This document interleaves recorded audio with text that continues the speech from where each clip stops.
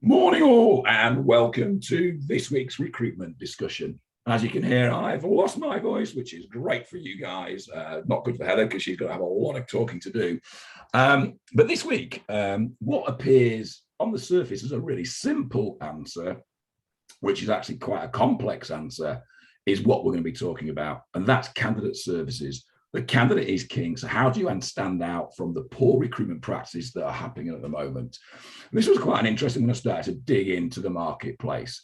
So let's put ourselves in the shoes of the candidates. There are plenty of opportunities out there, but according to LinkedIn, only 18% of talent think of a recruitment agency when applying for new jobs. Candidates are more likely to first turn to job boards and then their own networks, while recruitment agencies have a reasonably good reputation according to LinkedIn. 3/4 of the candidates that they talk to said they had a good experience with recruitment agencies. So there's lots of things that we can improve in the candidate experience. And this is where we start to look at it. The top 5 recruiting priorities for recruitment professionals in 2021-22 was 1, improving the quality of hire, increasing retention rates, improving the time to hire, and growing a talent pipeline, which is very different to what we do. The average recruiter, according to Bullhorn, takes 6 to 7 seconds to scan a CV. At any given time, though, there's estimated in the UK, 30% of the employees are actively seeking a role. That's 9.8 million people hunting for a job each day. So the question is, are we under threat? And according to the stats, we're certainly not as important as we think. 84% of UK employers say they use social media for recruitment purposes before going to recruitment agencies. So there's a strong indication there that we're not as important as we think. Of those employers who stated they were using social media, 96% said they were using LinkedIn. So the same places that we hunt for candidates, employers are now hunting for candidates. The CIPD, however, indicated that social media was not king, because the most popular way that employers said that they discovered employees in the UK was their company website, 92%, professional network, 81%, employee referral, 69%, job board, 64%, and social media, 53%. So we didn't even appear on their clients where they think they get candidates. Now, I know I can hear you screaming, that's rubbish, hold your horses, etc., etc. So do businesses use recruitment agencies? So on a whole, according to internal HR teams, they found that 59% of businesses use recruitment agencies. So suggesting around about half of all hires come from recruitment agencies. So if you combine the two, we're in a really good place. Interestingly though, and this is more perhaps the sign of the times than anything else, the traditional methods like job centres, newspapers, job boards, etc., are now only effective in 1 out of 10 hires. The 5 things candidates are looking for from a recruitment agency are communication, honesty, to feel values, efficient, and to add value, market knowledge. But according to Bullhorn, we should be offering coaching and keeping recruitment interesting. So it's interesting what we start to think about recruitment and what candidates want, CVs, and how to write a CV and how to pass an interview, to what actually they think we should be giving them and what clients are actually going out there and giving them and what we should be doing. So this week, I'm joined by Heather. Paul and Dave are away on assignment. As you can hear, my voice is dying as we speak. So we'll make it as fun and as interesting as we can. Okay. So the question here, Heather, and this is sort of really interesting, you from a HR point of view, been involved on that recruitment side of staff, etc. If we're offering CV writing and interview tips, etc., what else should we be offering candidates? I will talk for as long as I can, Howard, to give your voice a little rest and give you time to have a little bit of a drink. Hi, everybody. It's a really interesting this one, isn't it? And Howard and I were talking offline about this, and he promised me that I'd be interested in his statistics, and he was right. As ever, Howard, you've come up with a cracking list of stats about candidates. So there's some really good stuff in there. In terms of what we are offering our candidates, I think some of the really interesting things that came out in some of those stats really are, you reference coaching. I think the best recruitment consultants I've come across in my long career in this industry coach their candidates all the time. So they're offering something to candidates that they can't get elsewhere. So when you are going direct to a company, you can't be coached in how to get the job that you want, whereas a recruitment consultant is offering you something extra in terms of that coaching and support. And I think that links into career coaching as well. So I think one of the things that good recruiters do brilliantly for candidates is coaching them on where their career is going. So helping them to see the big picture about how particular jobs fit into their own career ambitions and what's possible with their background and experience, and helping candidates to expand their thinking and their ambition and their career trajectory over the long term. So good recruiters give candidates a great long-term perspective, which is something they're not necessarily going to get if they're going direct to a candidate. So those are the things that I think kind of come out of the stats that you were describing, Howard. And before I let you give your two penneth, the other thing I should add in there is that I think one of the things that we can do as recruiters is provide candidates with a community. So we're quite good, I think, at recruiters at creating client communities, and we run client events, and I'm not sure that all recruiters, some do absolutely, but all recruiters produce candidate communities. And so I think that's something we should be thinking about. You know, what information and can we share with candidates about the markets that they are in or want to break into? Because there's very often candidates who want to change markets. So, you know, do we help candidates understand new markets that they want to come into and take their skills from one set of employers to a different set of employers and move across markets? So that's my HR perspective on it, Howard. It will be, I'm sure, different from yours.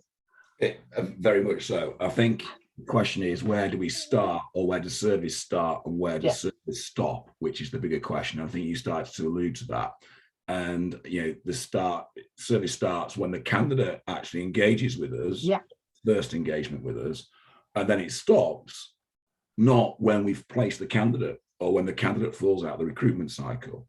It stops, in inverted commas, when that candidate actually stops working in the market that we are in. And I think a lot of recruitment agencies sort of look at candidates as almost a one-time product.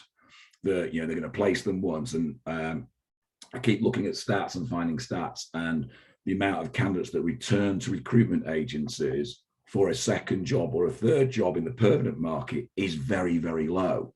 So they don't go back to the agency they recruited for them, you know, even though on average people are looking for a job every 3.5 years. So we're missing out on a massive amount of product that we're simply not servicing. So if we took candidates as a lifetime product rather than this throwaway commodity, then would we have a far better response from the candidate market when we go out to them and when we actually speak to them? So things like CV writing and interview tips are great, but when we only think about, you know, a small percentage of the market is looking to recruit, looking for a new job at any one time, it's 30% of the marketplace. So that 70% of the marketplace we're switching off. However, when you actually look at the stats of that 70%, over 60% of that marketplace, if offered a job, the right job, would accept a job and move. So it's saying that only around about 20% of the actual marketplace is not looking for a job. So we're missing out because we are not servicing those candidates. So helping them through the recruitment process is fine, but other things that we could be giving them, such as data on the marketplace, how the marketplace is changing, how the workplace is changing, how they could be happier in the workplace, how to negotiate salary reviews, how to go through reviews, etc. All of these things then sort of make you almost a recruitment coach, a lifestyle coach, rather than a recruitment agency that's just giving people the bare basics of recruitment. So when we start to think about that, and this is the bit that I want people to get to understand, that stat, 30%, 9.8 million people actively looking for a job. So the question is, do we think that recruitment agencies are in denial and are obscure to the candidate marketplace? And if so, if we think we are obscure, how do we change that?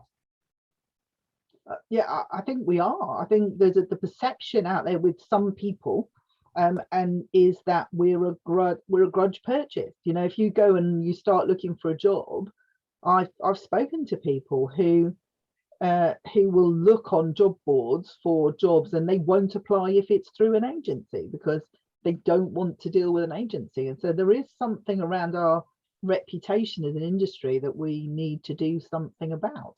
And there are lots of ways that we can do that. One is absolutely about the things that you're talking about, Howard. It's about not treating our candidates like a one-time purchase, but understanding that we can have a relationship with those candidates over the long time, whether they're looking or not.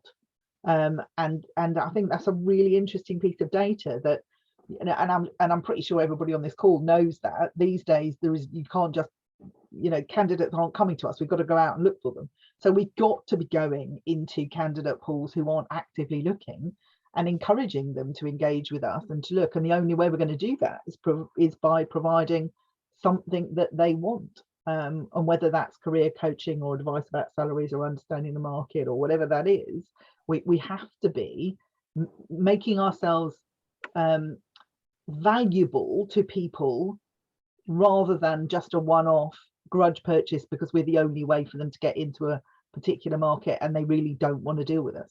And so there's a whole piece around service and communication, follow through, speed, so that we get to the point where it's better to deal with an agency than it is direct with clients because they get a better response, they get better service, they get better communication, they get better information, they get coaching, they get support.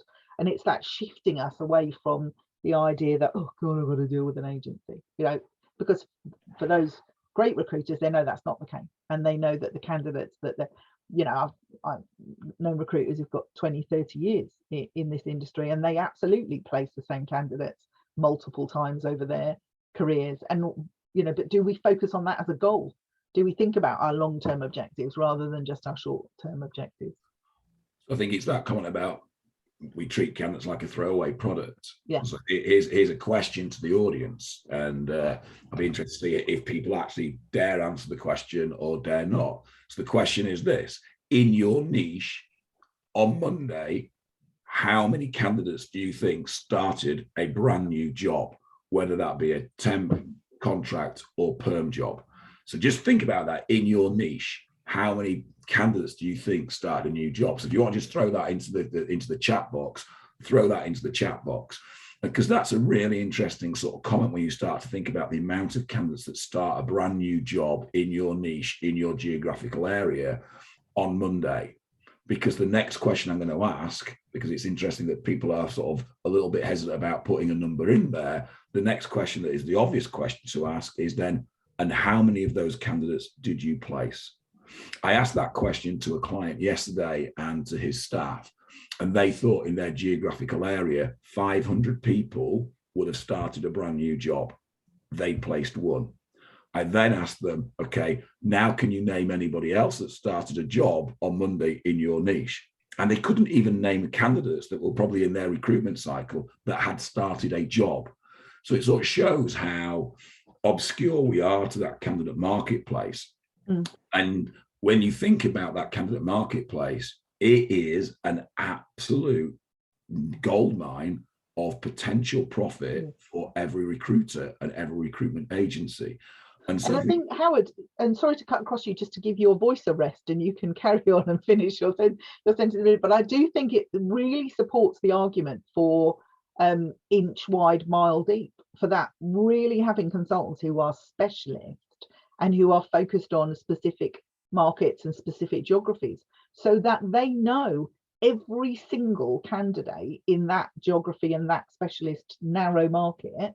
They know all of them in jobs and looking for jobs, not looking for jobs, where they are in the careers. And so when your client wants somebody, they don't go anywhere else because they know that you know all of them. You know that you would know that 500 candidates. You won't have spoken to all of them, but you'll know who they all are and where they all are and where they are on their career journey. And I think it's a really interesting argument for specialism leading to better candidate service. And that's what I was just going to get into. You stated the comment there, career journey. Yeah. And so if we think we're obscure because we only deal with a candidate when they come onto the marketplace, and that's why we treat them like a throwaway product. But if we knew where they were on their journey, their employment journey, and you knew that someone had been in a job for 2 years, and the average tenure is 3.5, then why aren't we tracking that candidate? Why aren't we talking to that candidate? Why aren't we doing something with that candidate? So when they start to think about moving, we become their first thought. We become their first view, because we think our candidate service is just that. They start looking for a job, they've got a job, and that's our service finished. But we've got to start to think about the bigger picture. And that's the bit that we've got to do and think about that. And with the advent of social media and things along those lines, where more candidates are turning to find their jobs, we're competing in a far bigger marketplace than ever before. And we're getting pushed further and further down the viewing point of where they get their jobs. So we've got to change that. And so we spend a large time of our time on social media. And therefore, the question is there a more direct approach to building exclusive candidate databases? I remember when I started back in the 90s, we were proud that we had X% of our data was exclusive to us, because you had to go out and hunt for your candidates. You had to go out and find your candidates. So the question is then, if candidates are turning to social media, how do we start to build a more exclusive database that will bring more benefit to the candidate and ultimately the client, and in the end to the business, the recruitment agency? Yeah, and I think it comes back to what you were touching on in the last answer, Howard. It's really about having a longer term view, understanding your candidates and your candidate wants and your candidate needs, and creating a space where your candidates want to be. So not just when they're looking for a job, but a space, if it's going to be in social media, it's creating a space where your candidates want to be, where they want to spend time, where they are attracted to and associated with your brand. And that's got to be actually about something other than pure recruitment, because if it's only about jobs that you've got available and that's all that's on your website or your social media channels, as Howard said at the beginning with his stats, you're only touching a tiny proportion of your potential candidates. So it's creating that space that provides information, knowledge, coaching, advice, whatever those things are that are of interest to your candidates. And it might be nothing to do with recruitment, actually, to draw those candidates in and give them something else at a different point in their career, so that you then have access to them to be able to convince them to go and take the job with your candidate, with your client. So it's interesting that the next two quotes that come up on the PowerPoint presentation are the first two quotes on Reddit when you put in what do candidates think of recruiters. Yeah, and they're pretty damning when you start to read them. They're pretty damning about what candidates genuinely think. But when we start to think about social media, we've got to find out where our candidates hang out. Yeah. And we've got to start to work how we then engage with our candidates where they are hanging out. And most of our candidates that hang out in certain areas are not hanging out to find out whether there is a job on the marketplace, but they are intrigued by the jobs on the marketplace. So if you ever post jobs and just jobs, then you're switching a lot of the candidates off straight away. However, we have got pools of candidates sat on our CRMs that we never actually think about what can we do with those candidates. We search for them when we've got a job. We then sift that search when we've got a job. We spend 6 to 7 seconds looking at a CV to see whether they're right for the job. And then we reject them and do nothing with them. And yet we've paid a massive amount of money for those candidates. So the question is, why aren't we marketing to those candidates? So you think about the data that we've sent to a client well, at some point will be a candidate. And yet we send this data to them because we think they're interested in that. But that data is equally interesting to a candidate. And there's more candidate specific data that we could start to send to them about their marketplace. and this is where salaries, etc., are also important to the candidate as well as the client. And yet we do salary reviews, and we take these salary reviews to all our clients, say, look at this salary review, etc., and yet the bigger part of our database, which is the candidates, and it's the candidates that generate the actual fee, we tend not to share this type of information with. And this is the bit where we start to think about the long-term approach. We've got to keep prodding the candidate, prod.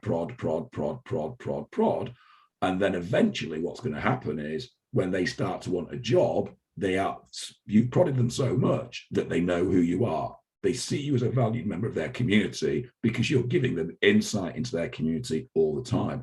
And that's that bit about they want to feel that you add value to them. But the big thing that Bullhorn said was keeping it interesting.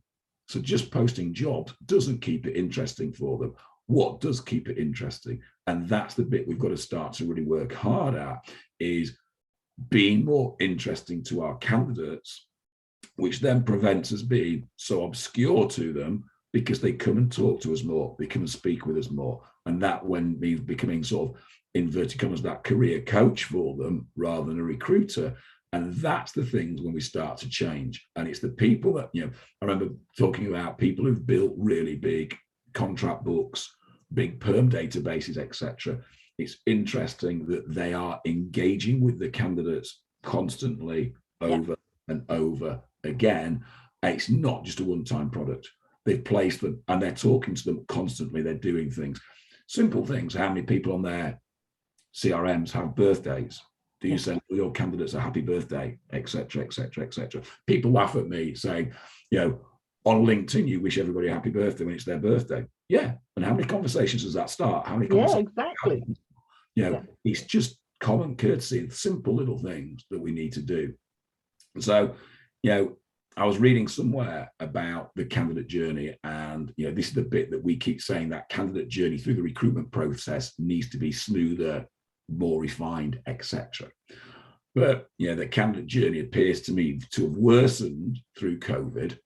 So how do we make that journey better so they engage with us more often and are happy to engage with us, rather than at the moment 92% say they're more happy to engage with a company website than with a recruiter? There are people who actively avoid recruiters, and it's such a shame because we know that good recruiters, immeasurably improve people's experience. And I think it's that point, good recruiters. So it's just making sure that we are in that bucket of good recruiters. And for me, it's about having a candidate engagement strategy. So genuinely not just thinking about your candidates because you've got a job. It's not thinking about, okay, I've got this job now and therefore I need candidates for it, but actually having a plan for engagement with your candidates in the long term, and understanding that you might not have a job for that individual now, but you will have one day. And it's keeping that engagement strategy going so that you're building relationships with people.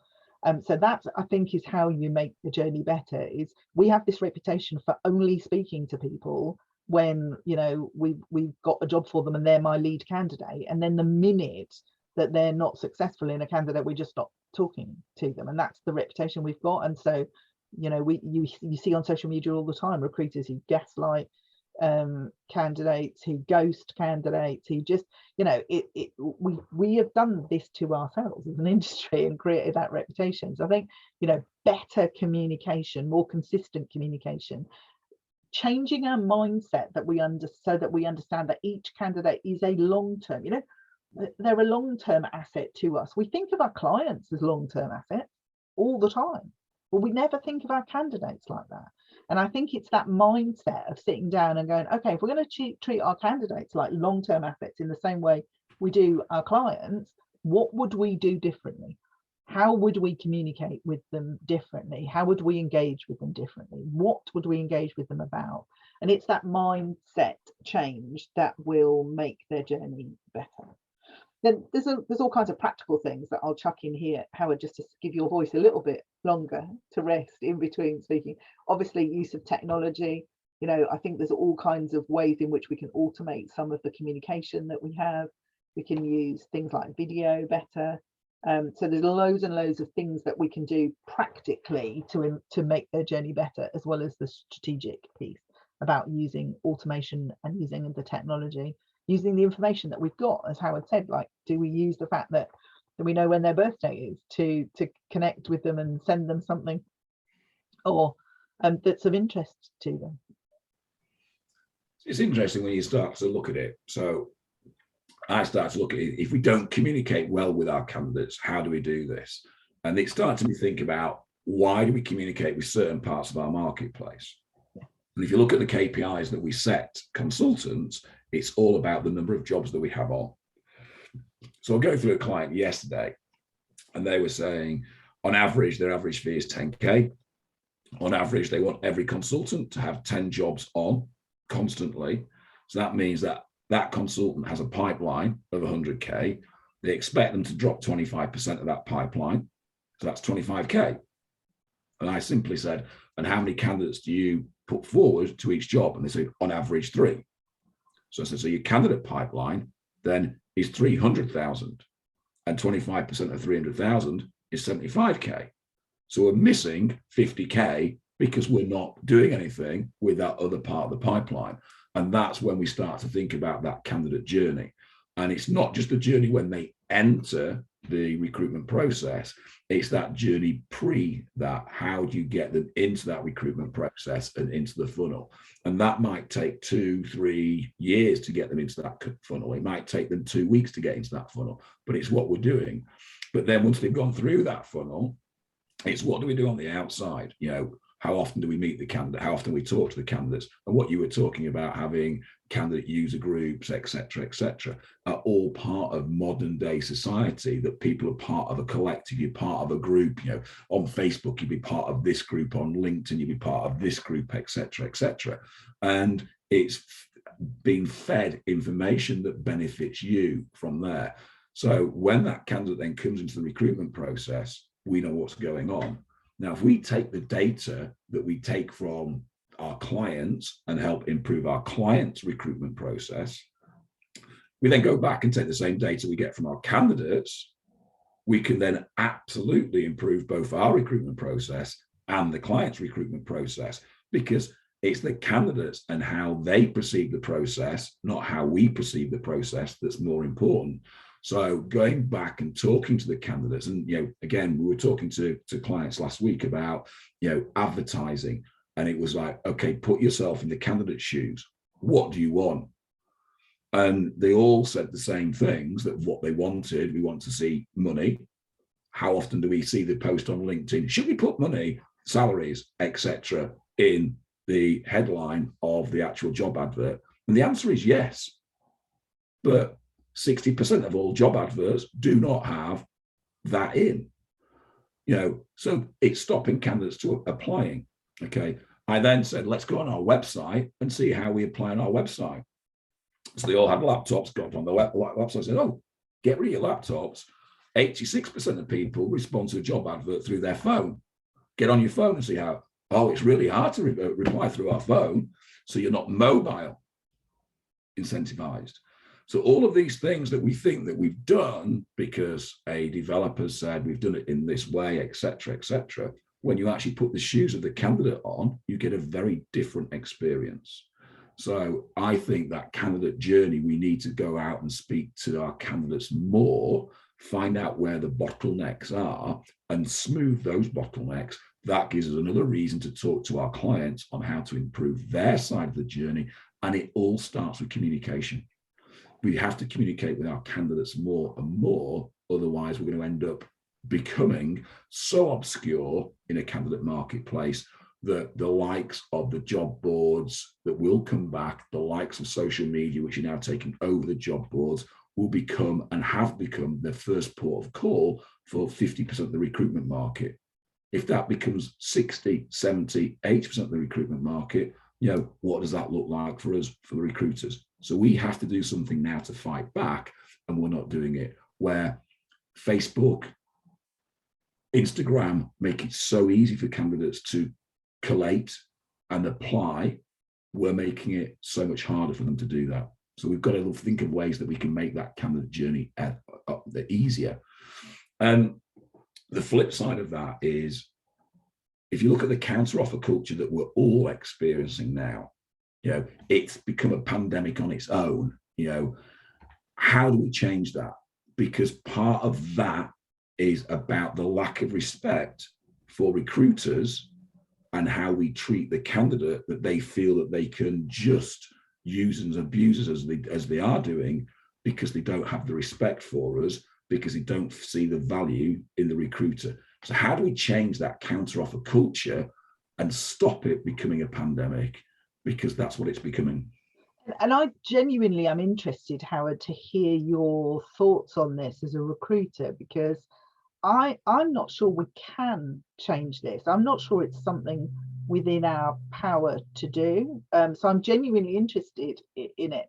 I just think that the shortage of candidates means that candidates do hold all the power, and we're asking other people to change their behaviors. So yeah, absolutely, we can influence it, and there's lots and lots of things that we know as recruiters we can do in the conversations we have with candidates and clients that will help influence this. But I think the counter-offer culture is a massively problematic byproduct of the candidate shortage that's been caused by all kinds of things. And there is an argument, and I'm sure you've got the counter argument to this, that we just have to embrace and accept that that it exists.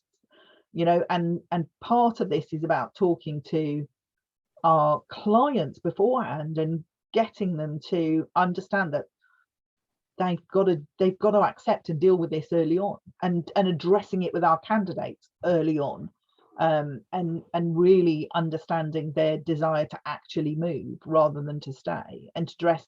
Or we know all the data, don't we, about people who accept counter offers end up leaving anyway, and all of that stuff, and just making sure we've got that out there. But I think the counter offer culture is really to do with the candidate shortage, and clients are terrified of losing staff, and they'll do anything to keep them. So I think there's two things I'd add: to feel valued and to add value. And the second line on the post that's up now on the screen is what really sort of hit home to me. Then again, I spoke with 5 recruiters before who'd lined up job interviews that were a terrible fit. Yeah. We are so frightened of losing a candidate that will shoehorn them into any job that we think they potentially will have an opportunity to get. We then sell the life out of that candidate to the client. And when the client comes and talks to the candidate, it's a poor match, it's a poor fit.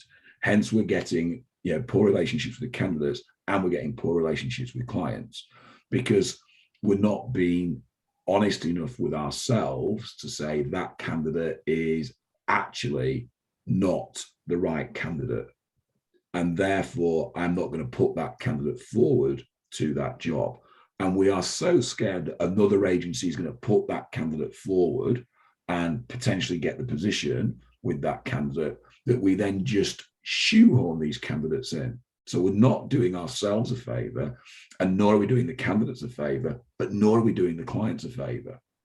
So I think the first part of the counter-offer culture is we've got to be really stand up for ourselves and say, right, okay, am I genuinely putting the best candidates forward, or am I just putting candidates forward so I can, say to my client, well done, I've got some candidates forward, and I'm ticking my KPIs off on my KPI board.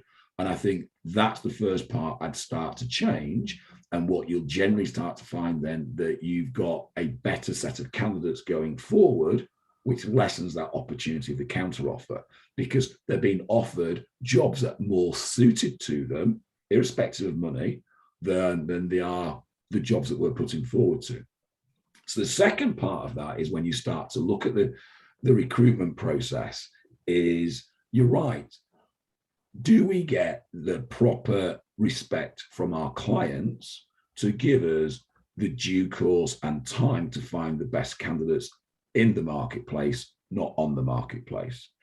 And that means that we've got to spend better times getting a better job spec. We've got to get a deeper understanding of what the client actually wants. And exclusivity, Howard. We need to be working these jobs exclusively. Yeah, that's all part of that, but it's you've got to go through that process first. And if the client doesn't see the value in your process, then you'll never get exclusivity. Those recruitment agencies that have exclusive clients is because the client values that process and values the quality of the candidate that they are putting forward. And that's the difference. If we're just shoehorning five candidates that are an 80% fit, then that's not good. But we're so worried about that. So we've got to start to think that that's the first part, that we've got to be, open. We've got to be honest with ourselves. Am I putting the best candidates forward? And that means we've got to start to understand what the candidate truly wants rather than what we think they want. We spend so much time with the client, we never think about it the other way. The flip side, as I said, is we've got to spend more time with the client, being brutally honest with the client about the marketplace. And if we then spend time understanding our candidate marketplace and our client marketplace, how many agencies still have one CV or one candidate going forward to one job? Yeah. But if I'm giving a candidate service, I should be having that candidate and putting them forward to 3 or 4 jobs. Yeah. And therefore, yes, the counteroffer then becomes the client's problems, because we have 3 or 4 opportunities lined up for our candidate, and therefore might not want to go anywhere else. But we don't. We still put the majority of our candidates, one candidate goes to one job, but we know that that candidate has probably got 3, 4 other things on the go. And yet we know they've got 3, 4 things on the go before we submit the candidate, and yet we still submit the candidate. Yeah. We've never actually, and that's exclusivity on the other foot, isn't it, Howard? Right. So we want candidates to be exclusively with us because we know we've got all the opportunities that suit them. So it's absolutely about the same thing. Is that candidate confident to put all their eggs with us because they know we understand their market, we understand their needs, and we will find them 5 interviews to go to. So it's not, is the candidate confident enough? Does the candidate feel valued enough that they will give away their right to go to other agencies to us? Yeah. That's the bigger question. Do they feel valued enough to give away that? And you said the candidate holds all the power. And so that goes back to that conversation about, are we targeting the wrong pipeline in recruitment? Because we target the client pipeline, we never target the candidate pipeline. So I'm interested in your comments about, do we target the wrong pipeline? Yeah, I think we focus on the wrong things. And I think a lot of recruiters grew up in candidate-rich markets. And so everything that we do in our organization is focused on keeping our clients happy, having long-term relationships with our clients. And we don't think about our candidate strategy. And it is really important that we think about where our candidates coming from. And I know loads of recruiters listening will have made these changes in the last year. And we know that there aren't candidates just out there sitting waiting for us. We have to go and hunt for them, and we have to go and seek them out. But I'd be really intrigued to know how many people listening have put together a candidate strategy and a candidate attraction strategy, and who think about their candidate pipeline in that way, and think about who are they targeting? Is it, or is it a bit of a spray and pray thing with marketing activity? But thinking about the fact that there are different pockets of candidates that we need to be getting hold of. I think one of the things we've started talking about with candidate pipelines more in the last year than ever is that whole, I don't even want to talk about it because I get labelled with the HR head, but that diversity and inclusion thing. HR.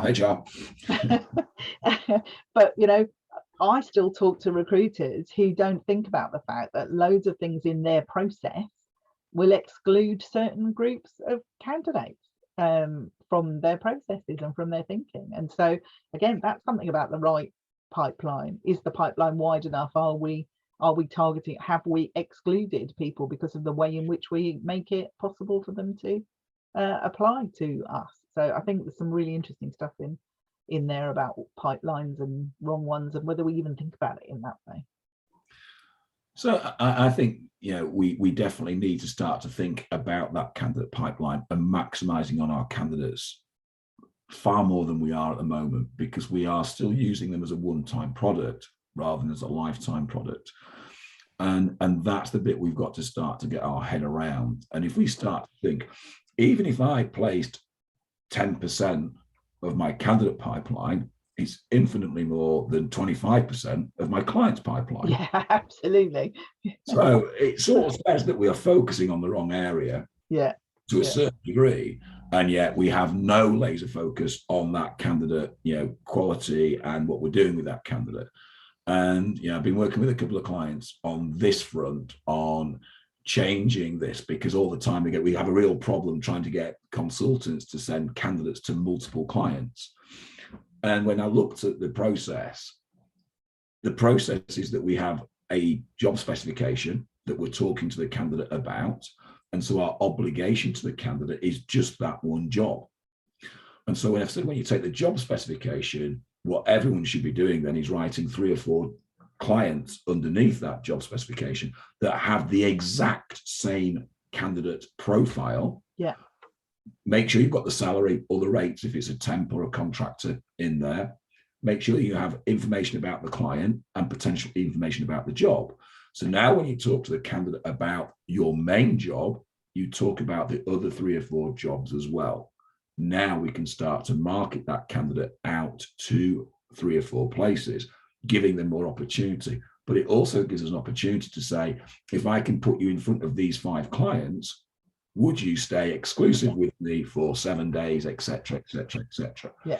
And they're finding they're getting candidates saying, I'm happy to do that, because they find that recruitment process a real problematic process for them. It's too complex, it's too long, etc., etc. And lots of the recruiters fall out of that. And this stat sort of says it all.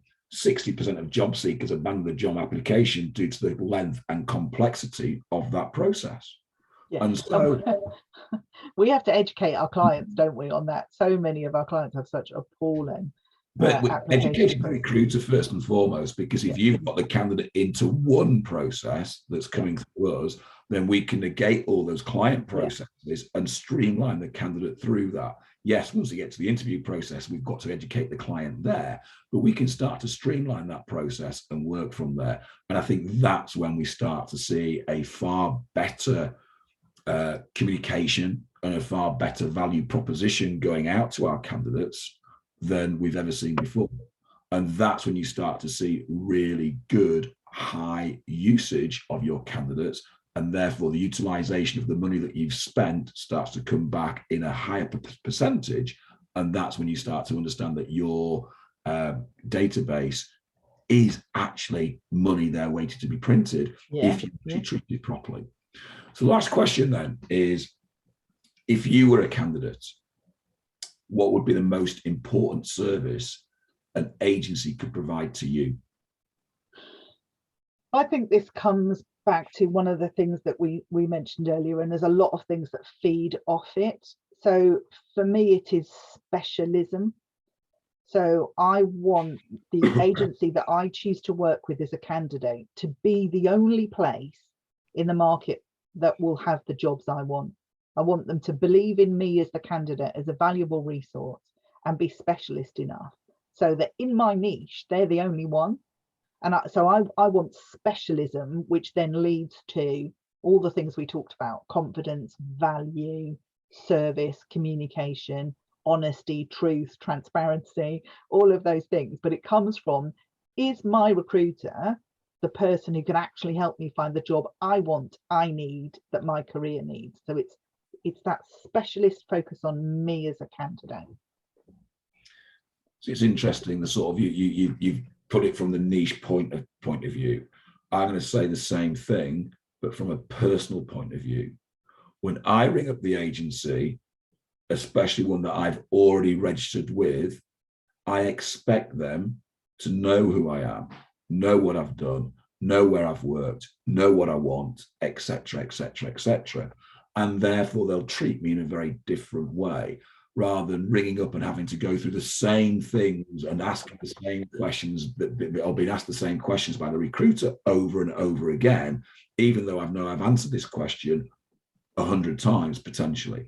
And so to me, it's that the more familiar a recruitment agency is with their candidate base, the more they will get out of that candidate base. And therefore, from me, I'm looking for that value when I go on, that when I speak to an agency, they know who I am, they know what I want, and they'll know exactly the right clients to talk about, and they'll know exactly the right clients to say, avoid. And that's the real sort of then that where they know me well enough to say, look, I know exactly what you like personally, etc., etc., etc. You really shouldn't be going forward to that job there because this is how you're potentially going to be treated, etc., etc. This client over here, but doing that from that honesty point of view, rather than I'm trying to stop you going for another job, etc. And that's where that trust is purely lacking. That if you said to any candidate, oh, you don't want to go work there, it just doesn't fit your profile, you have to know that candidate really, really well to get away with that. Otherwise, they just think that you're trying to, push them towards your job. And so to me, that is the bit that I'd work on. That's the most important service, that you make me feel special. You make me feel like a human being.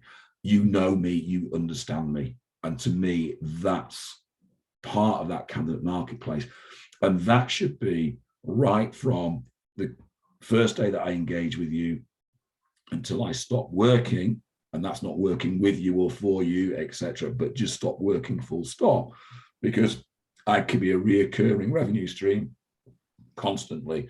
And how many times do we say candidates become clients? And how many candidates do we know that have become clients, but then don't want to really deal with you because you haven't worked with them well enough, you don't know them, you haven't really spent the time to get to know them, etc. So those are all the things that I would look at from there. So we've got to sort of understand our candidates more and understand what's going on with our candidates to really benefit from there. I've got a question here. Any tips on how to approach asking a candidate to work exclusively with you? I feel like this is an interest to work with multiple agencies due to the different agencies being on the books of different clients, but interested to hear your thoughts. I've worked with candidates exclusively before, but I'd like to learn more. Any thoughts, Heather? I think it differs from market to market, Howard. I'm really conscious of time. Yeah. So Ben, we might pick this up with you outside of this, but I think it's about what's in it for the candidate. You've got to create something that means it's in a candidate's best interest to work with them. So, it's demonstrating your commitment to know them individually, to understand what's right for their career, for them personally, and convincing them that you are the person with a vested interest in getting them their job, not just making your commission. And I think that conversation there is knowing your candidate. Yeah. And if they feel that you've got their best interests at heart and that you can provide them with the best opportunities in the marketplace, then they're more than likely going to go exclusive with you. And that's them trusting your profession, trusting your understanding of them and understanding of the client base. And that goes back to that conversation about obscurity. If we're obscure with our clients and obscure with our candidates, then how can we provide value to either? All we're doing is pushing a candidate that we think is right. And we've got to understand both more to really be able to sort of push exclusivity on both fronts and drive exclusivity on both fronts. Ladies and gents, I think that's it. I think my voice is finally cracking from there. I've now done very well, Howard. Well done. I've now got to dash into Leeds to present for the REC, which is going to be very interesting from there. From that next week, though, we're going to flip this on its head, and next week we're going to talk about client services. So, can we speed up the mandates to close more jobs, etc., etc.? So, we're going to look at are you servicing and hitting the mark? What the clients want from recruitment agencies? Is your data worth more than just a marketing post? So these sort of things we're going to sort of travel and work out, etc. next week. So ladies and gents, thanks so much for your time. Hope you enjoyed this week's session, and we look forward to all seeing you next week. Heather, thank you for talking as much as you have. It's saved me a little bit. See you all again. Bye. Bye.